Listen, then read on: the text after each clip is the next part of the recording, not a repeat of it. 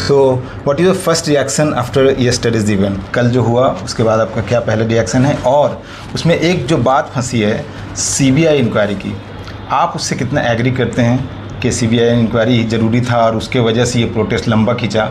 जो मंत्री हैं वहाँ पे सब लोग, काउंसिल ऑफ मिनिस्टर, उन्होंने कहा था कि 98% तक डिमांड्स पूरी हो चुकी है, तो फिर ये जो प्रोटेस्ट लंबा खींचा उसको आप कैसे देखती हैं? आई थिंक इसमें तो दो चीज़ें फंसी है ना। JSSC CGL भी रद्द करने की मांग नहीं मांगनी गई है। उसमें बिल्कुल एक टेक्निकल एस्पेक्ट है क्योंकि भर्तियां हो चुकी हैं, तो ये एक टेक्निकल एस्पेक्ट है, लेकिन इसका ये मतलब नहीं है कि जिन स्टूडेंट्स के साथ अन्याय हुआ है पेपर के मिसमैनेजमेंट के बाद उनका न्याय का मांग गलत है। एक तो ये, दूसरा जो सीबीआई इंक्वायरी की मांग है, अब वो सबकी मांग नहीं है, क्योंकि मैं वहाँ गई थी जयपाल सिंह मुंडा स्टेडियम में, तो वहाँ पे जो अलग अलग ग्रुप्स बैठे हैं, स्टूडेंट्स बैठे हैं, उनमें सब लोग ये नहीं कह रहे हैं कि सीबीआई ईडी जांच करिए। अब सीबीआई स्पेशल इसलिए भी है, स्पेसिफिकली अगर हम जेपीएससी की बात करें, क्योंकि जेपीएससी 1 और 2 में जो एक बहुत बड़ा करप्शन एक्सपोज हुआ था उसकी जांच भी सीबीआई कर रही थी और आज तक उसका कोई नतीजा नहीं निकला है, कुछ नहीं हुआ है उस इंक्वायरी का। आप कह सकते हैं एक तरह से इट्स स्टिल ऑन गोइंग। तो इतने सालों बाद भी if an inquiry is ongoing, पहले दूसरे जेपीएससी की, तो हम 14वें जेपीएससी की इंक्वायरी मांग रहे हैं, इस चीज़ का क्या तुक बनता है? एक तो ये, और दूसरा सीबीआई किस तरीके से पिछले कुछ सालों में इवॉल्व हुआ है कि मान लीजिए 2024 में भी जो नीट का पेपर लीक हुआ था उसकी इंक्वायरी भी सीबीआई को सौंपी गई थी। 90 दिन के अंदर जो मेन अक्यूज थे संजीव मुखिया, उनके खिलाफ चार्जशीट नहीं दर्ज करने की वजह से कोर्ट ने उनको छोड़ दिया था, सिर्फ टेक्निकलिटी के बेसिस पे, आप समझिए। तो इस तरीके के बॉडीज़ जिनको कायदे से प्रॉम्प्ट होना चाहिए, जल्द से जल्द इंक्वायरी करके अपने मान लीजिए इन्वेस्टिगेशंस पेश करने चाहिए, अगर वो इस तरीके से काम करेगा तो उनके ऊपर कैसे हम भरोसा जता पाएंगे, ये बात है। तो इन दोनों को हम ये देखते हैं। और जो आपने पूछा वो आई थिंक बहुत इंपॉर्टेंट एस्पेक्ट है कि कल जिस तरीके से स्टूडेंट्स के ऊपर बार बार लाठीचार्ज हुआ, वाटर कैनन्स चलाए गए, हमारे दर्जनों साथी थे जो सदर अस्पताल में भर्ती हुए थे रात में क्योंकि उनको इतनी चोटें लगी थी। तो इस तरीके का स्टेट रिप्रेशन बिल्कुल बर्दाश्त नहीं है। अगर आप मेंबर ऑफ इंडिया अलायंस होते हुए खुद को बीजेपी के जस्टिफाइड या ऑल्टरनेटिव ऑपोजिशन के रूप में खड़ा करना चाहते हैं, तो आपको अपनी राजनीति में भी वही करना होगा। आप कॉन्स्टेंटली ये नहीं कह सकते हैं कि आप भाजपा को मत जिताइए, हम भाजपा के अलग हैं, हम छात्रों के पक्ष में हैं, और एट द सेम टाइम आप छात्रों के साथ वही सुलूक करिए जो भाजपा कर रही है। दोनों चीज़ें साथ में नहीं हो सकती हैं। इसलिए जेएमएम की जो सरकार है झारखंड में, उसकी तरफ से इस तरीके का बर्बर रिप्रेशन स्टूडेंट्स के ऊपर कतई बर्दाश्त नहीं है, बिल्कुल शर्मनाक है। इनफैक्ट झारखंड सरकार को तो जल्द से जल्द इन इश्यूज़ को रिजॉल्व करके स्टूडेंट्स के जितनी भी मांगे हैं उनको मांगने की तरफ बढ़ना चाहिए, उनके ऊपर लाठी चलाने के बजाय। हेमंत सोरेन अभी तक उनकी मुलाकात नहीं हुई है, और राहुल गांधी का जो स्टेटमेंट आया है उसको आप कैसे देखते हैं? हेमंत सोरेन को भी क्या अभी तक बात कर लेनी चाहिए? कांग्रेस के सीएम हैं कर्नाटक के, उन्होंने जा कर के बैठ के बात किया और बहुत जल्द उस इशूज़ को सॉर्ट आउट करने में उसमें मदद हुई। तो हेमंत सोरेन को भी आपको लगता है कि बहुत डिले हुआ है, उनको मिल बात कर लेना चाहिए था अब तक? और राहुल गांधी ने जो कंडेम किया है जिस तरीके से, वैसे मैं जानता हूँ CPI-ML का काम को मैंने झारखंड में देखा, CPI-ML भी स्टूडेंट के साथ में खड़ी हैं। कल आरूप जी ने भी विधानसभा में बात उठाया, उस पर मंत्री को जवाब देना पड़ा। तो ये दोनों चीज़ें जो है, आप लोगों का भी स्टैंड जो है, राहुल गांधी का भी जो स्टैंड है, कांग्रेस का भी जो स्टैंड है, वो भी स्टूडेंट के सपोर्ट में दिख रहा है। तो इस बीच में हेमंत सोरेन क्यों छूट जा रहे हैं? अब जिनकी सरकार है, जिनसे सवाल पूछे जा रहे हैं, उनके लिए एक मुश्किल पोजीशन हो गई है, यही वाली बात है। और कौन सी बात है?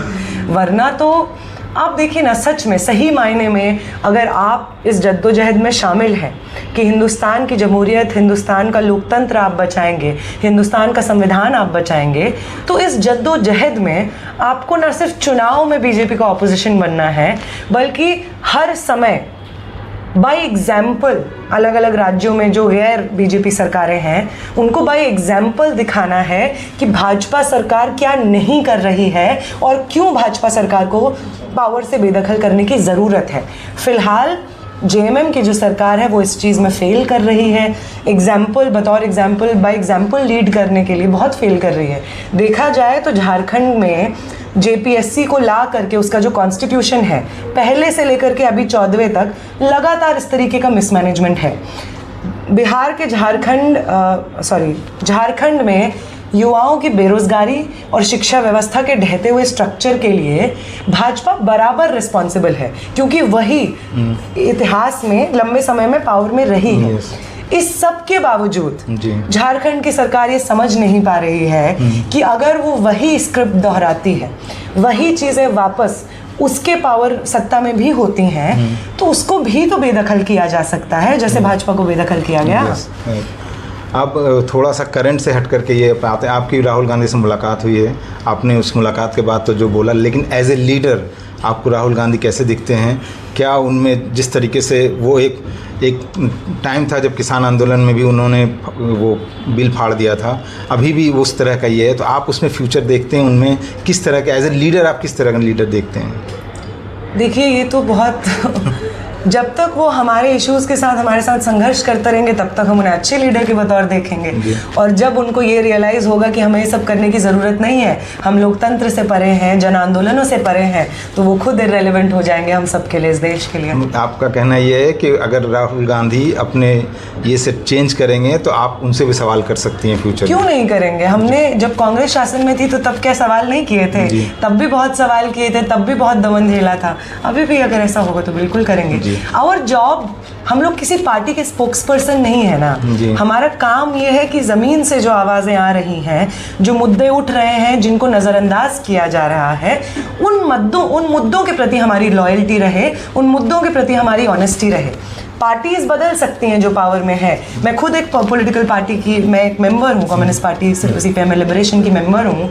तो हमने तो हर दौर में हर सत्ता पक्ष के सामने सवाल उठाए हैं, हर सत्ता पक्ष का दमन झेला है, क्योंकि हमारा लॉयल्टी पावर के प्रति नहीं है, जनता के प्रति है। जी, I was coming this question letter, but अभी मैं जो आपने बात किया, आयशा को 30 ईयर्स हो गए हैं। हाउ यू फील आयशा का एक बहुत बड़ा रोल है फीमेल लीडरशिप को ग्रो करने में? How you see it? कैसे देखती हैं आप आयशा के रोल को?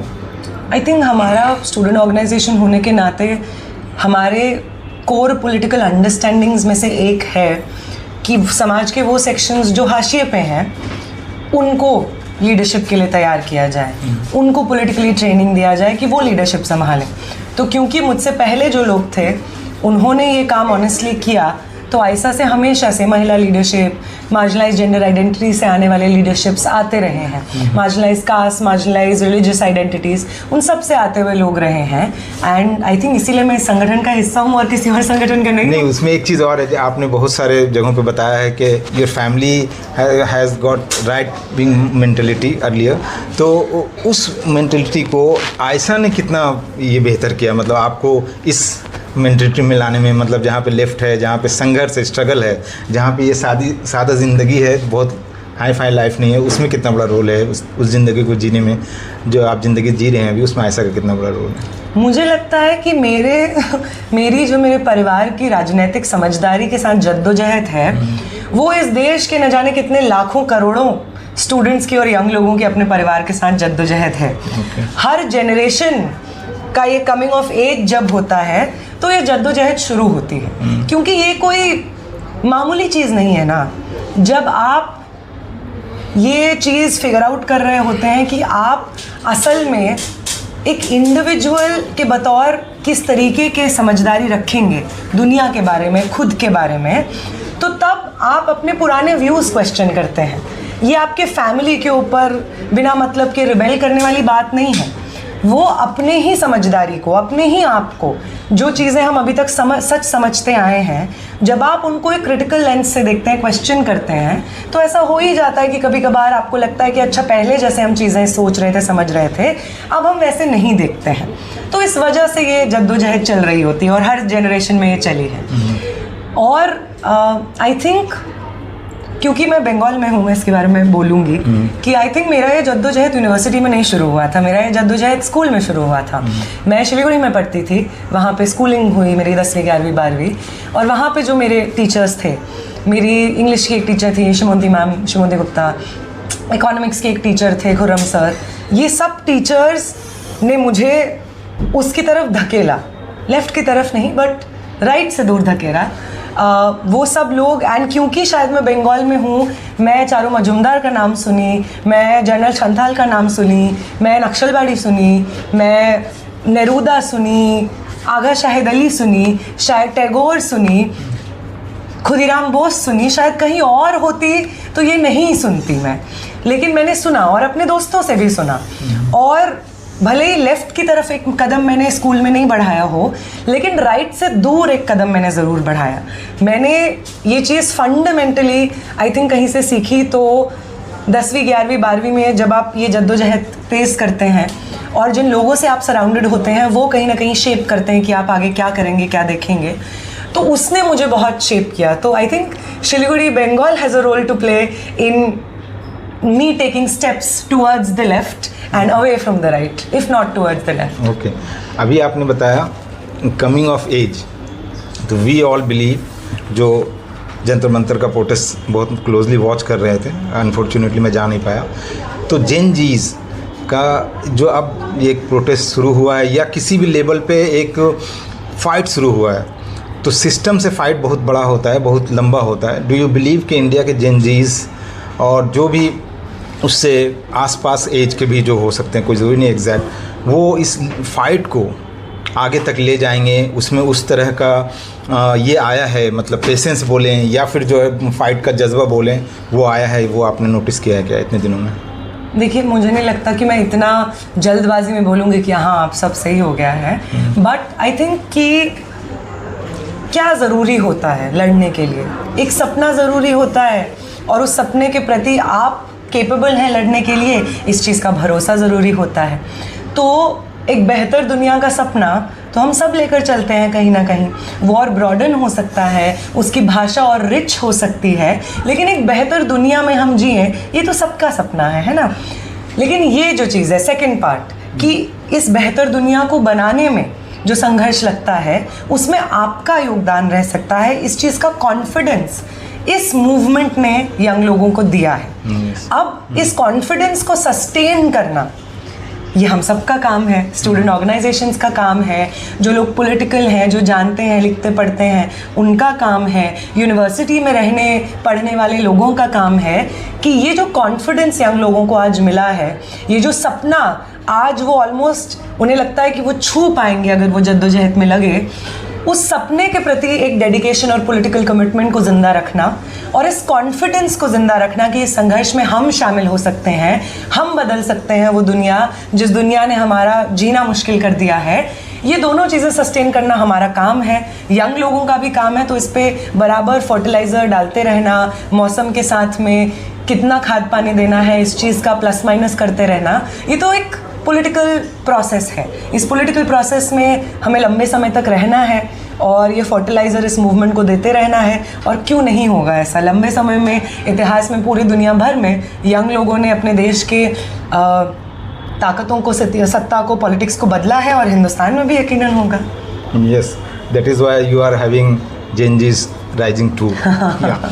My another most but last question is, आपके ऊपर जो स्याही फेंकी गई because you supported Umar Khalid, तो अब जो है फ्यूचर में क्या बदली हुई नेहा दिखेगी या वही नेहा जो पहले से उमर खालिद के ऊपर एकदम उनके साथ में सपोर्ट रखती है, उनके साथ में खड़ी हैं, वो फ्यूचर में भी वैसे ही रहेंगी?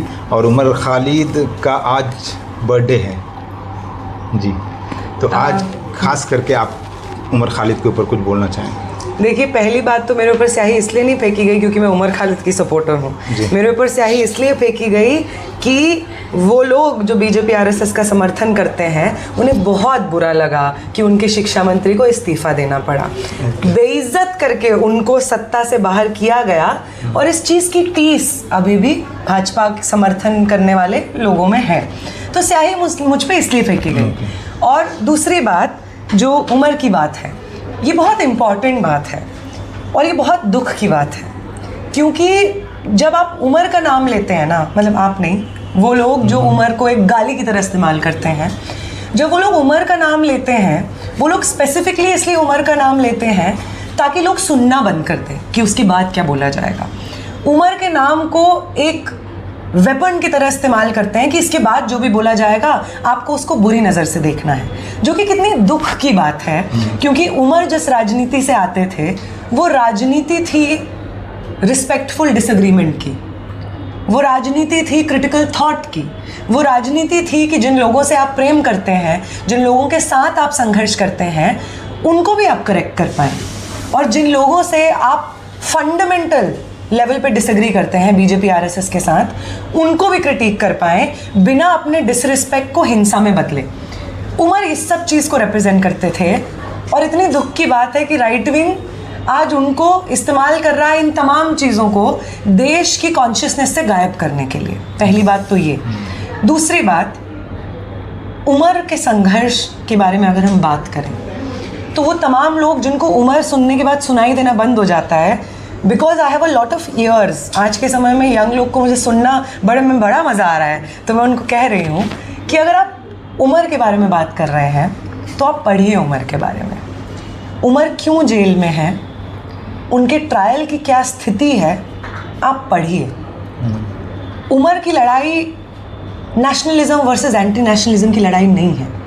उमर की लड़ाई इस चीज़ की लड़ाई है कि एक देश में जिसमें एक रोबस्ट जुडिशियल सिस्टम स्थापित किया गया, जिसमें एक लॉ एंड ऑर्डर की व्यवस्था स्थापित की गई, आज के समय में यूएपीए जैसी चीज़ों को इस्तेमाल करके उन तमाम जुडिशियल सिस्टम्स के ड्यू प्रोसेस को ध्वस्त किया जा रहा है। और एक कॉमन सिटीजन का वो अधिकार जो संविधान ने हमें दिया, at the foundation of our republic, संविधान ने दिया कि हर एक इंसान को अधिकार है फेयर ट्रायल का। जुडिशरी ड्यू प्रोसेस के बाद डिसाइड करेगी कि कौन कन्विक्टेड होगा, कौन कन्विक्टेड नहीं होगा। इस संवैधानिक आइडियल को ध्वस्त किया जा रहा है, और media channels, specially main stream media channels, इस जुडिशियल प्रोसेस को बाईपास करते हुए लिबर्टी लेते हैं कि अपने टीवी स्क्रीन्स पर वो डॉक्टर्ड वीडियोस के माध्यम से, झूठ के माध्यम से उमर का ट्रायल भी कर दें और उसको सज़ा भी सुना दें, और पूरी दुनिया भर में वो दोषी भी स्थापित हो जाए। जो लोग उमर के नाम पे अपना कान बंद कर देते हैं, क्या उन्हें पता है कि उनके खिलाफ क्या चार्जेस हैं? उनके खिलाफ एंटी नेशनलिज्म के चार्जेस नहीं हैं। उनके खिलाफ ये चार्जेस बिल्कुल नहीं है कि उन्होंने भारत तेरे टुकड़े होंगे नारा लगाया, उन्होंने नहीं लगाया, वो एक डॉक्टर्ड वीडियो का हिस्सा है। उनके खिलाफ ये तमाम चार्जेस नहीं है। आप पता करिए उनके खिलाफ क्या चार्जेस हैं। क्या आप लोगों को पता है कि उनकी ट्रायल शुरू नहीं हुई है? क्या आप लोगों को पता है कि जब वो अपना पीएचडी थीसिस लिखते हैं तो उस पीएचडी थीसिस में समाज के उस सेक्शन के बारे में लिखते हैं, उस सेक्शन के बारे में रिसर्च करते हैं, ट्राइबल सेक्शन के बारे में लिखते हैं, आदिवासी के बारे में लिखते हैं, जो एक लंबे समय से इस देश में हर परिभाषा से डिसएनफ्रेंचाइज्ड हैं? क्या आप जानते हैं ये सब? अगर आप नहीं जानते हैं तो आप जानिए। आप देश के यंग लोग हैं, ये देश क्या दिशा लेगा ये आप डिसाइड करेंगे। तो आपको जितने नॉइज़ की वजह से आपके मतलब कुछ नाम सुन के जो आपके दिमाग में अलार्म बेल्स गूंजने लगती हैं, उनको बंद करिए। ये चाहते हैं, राइट विंग इकोसिस्टम चाहता है कि आप सोचने समझने की क्षमता खो दें। अगर आपको इसे फाइट करना है तो आपको सोचने समझने की क्षमता को रिक्लेम करना होगा। वो तमाम चीज़ें जो एंटी नेशनल बोल दी गई हैं, घोषित कर दी गई हैं, जो पाकिस्तानी, ये तमाम चीज़ें बोल दी गई हैं, आपको उनके बारे में पढ़ना होगा। और उमर एक ब्रिलियंट स्कॉलर थे, मेरी ही यूनिवर्सिटी से वो पढ़े थे। उनका ट्रायल 6 साल से ना होना ये सिर्फ उनके बारे में नहीं है, ये हमारे देश की बदलती हुई परिभाषा, जुडिशियल सिस्टम की परिभाषा, सिटीजन्स को स्टेट कैसे ट्रीट करेगा, इस रवैये के बारे में है। And I urge all young people to find out what is happening today in this country with the common people. What is happening today with Umar can happen to any of us. Yes, मैंने बोल दिया था कि last question, लेकिन आपसे बातचीत के बाद एक बार तो इतनी डिटेल इशारा कर रहे हैं। हाँ, बस एक क्वेश्चन ये, आप खुद भी अभी भी आप हालांकि बहुत नॉलेज है आप में, पर फिर भी आप बहुत सारी चीज़ें सीख रही होंगी। जब आप अनशन पे थी, आपसे शबाना आजमी मिलने आई, अरुंधति रॉय आई, प्रकाश राज जैसे लोग आए, तो उनसे मिल करके आपको लाइफ में क्या मैसेज आपके पास आया और क्या आपने उनसे सीखा कि वो किस तरह के आपको मतलब अपनी लाइफ में बहुत शुरुआत में इनसे मिलने का मौका मिल गया, तो वो आपके थॉट प्रोसेस को कैसे सेव कर रहे हैं? एक्चुअली मुझे बहुत शुरुआत में नहीं मिला। लोगों को लग रहा है कि वो मुझे अभी जाने हैं तो शायद मैंने आप स्टूडेंट एक्टिविज्म शुरू किया, ऐसा नहीं है। ठीक है। अरुंधति रॉय और वो जो लिखती हैं वो मेरी पॉलिटिकल ज़िंदगी का लंबे समय से 1 दशक से ज़्यादा हो गया है कि मेरी वो ज़िंदगी का हिस्सा रही हैं। प्रकाश राज के पॉलिटिकल समझदारी और उनके अलग अलग जन आंदोलन के साथ खड़े होने की क्षमता को मैं आज से नहीं लंबे समय से देख रही हूँ। गौरी लंकेश, हाँ एग्जैक्टली, गौरी लंकेश के समय से एग्जैक्टली। शबाना आज़मी के जन आंदोलन के साथ खड़े होने की क्षमता को मैं एक लंबे समय से देख रही हूँ। क्योंकि मैं एक थिएटर एक्टिविस्ट रही हूँ, मैं बहुत अवेयर हूँ कि आर्ट की दुनिया में जो अब आर्ट का काम बहुत हद तक बाकी चीज़ों की तरह ये होता है कि समाज की कॉन्शियसनेस को वो शेप करने का काम करते हैं। समाज को वो भाषा देते हैं, वो मेमोरीज देते हैं, वो कहानियाँ देते हैं जिसके पीछे समाज खुद को समझता है, डिफाइन करता है, जिसको इस्तेमाल करता है समाज एक दूसरे से कम्युनिकेट करने के लिए ना। तो उस सेक्शन को, आर्ट की जो जिम्मेदारी रही है हिस्टोरिक, उसको बेच करके आप मतलब एक ट्वीट आपको नागपुर के हेडक्वार्टर से आता है, उसी को आप सब एक्स पे पेस्ट कर देंगे, एक से मतलब ए टू लेकर जेड जितने लोग आर्टिस्ट खुद को कह रहे हैं वो ये कॉपी पेस्ट का काम कर रहे हैं। आप एक ही स्क्रिप्ट को अलग अलग हीरो और एक्ट्रेसेस ले करके कितनी बार रिसाइकल करेंगे, मुझे समझ नहीं आता है।